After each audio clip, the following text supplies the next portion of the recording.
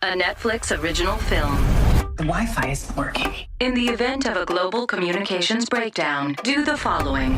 Stay inside. What just happened here is happening everywhere. Avoid strangers. We've all been deserted. I don't trust them.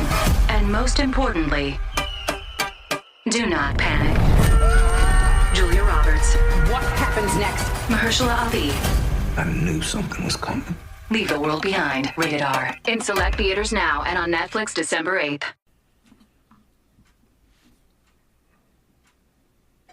Welcome back, everybody. It's Friday, December 8th, 2023. Now, born on this date in 1981, former NFL quarterback, St. Michael Catholic High coach, and prolific family man Philip Rivers of Decatur. Today we have contaminated water, a unique robbery attempt, and NIL for preps. This is Ike Morgan, and we're down in Alabama.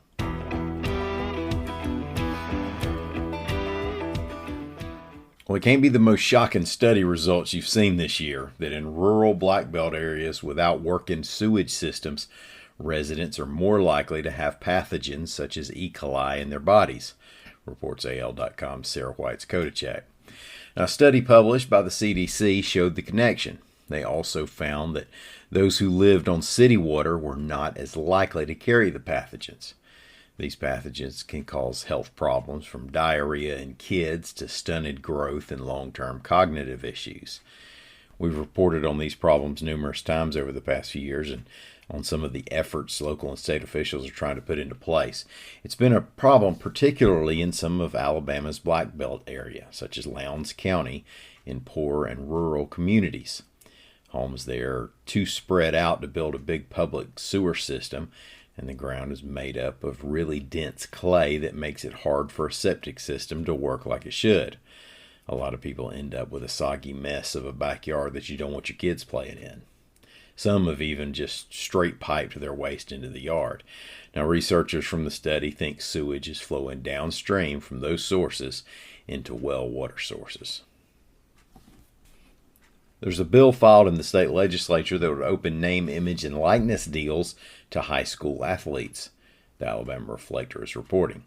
Now, State Representative Jeremy Gray, an Opelika Democrat, is sponsoring a bill to allow high school athletes to sign NIL deals. State Representative Jeremy Gray, an Opelika Democrat, is sponsoring a bill that says high school athletes aren't prohibited from signing NIL deals.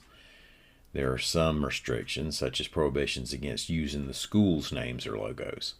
Numerous other states are looking at the same issue. Gray said the motivation for him is to keep up with the other states and to give players the opportunity to cash in now, since they never know for sure how long an athletic career might last. There was a very atypical jewelry store robbery attempt this week. Now, I said it was atypical, but that really was in a way that featured some pretty typical Southern pleasantries, as the robber offered holiday greetings and hinted at regret before the attempt, and the store owner expressed concern over the health of the robber after he shot her. AL.com's Carol Robinson reports that the event took place before 5 p.m. Wednesday at Jeff Dennis Jewelers in Gardendale. According to Jeff Dennis, a woman entered the store with a COVID-like mask. Now, that's not rare these days, but he said she also bent down and blocked the door open on her way in, so he got his firearm ready. He said the woman announced, "Happy holidays, I don't want to hurt y'all, but I am." And then she went to spraying everybody with bear spray.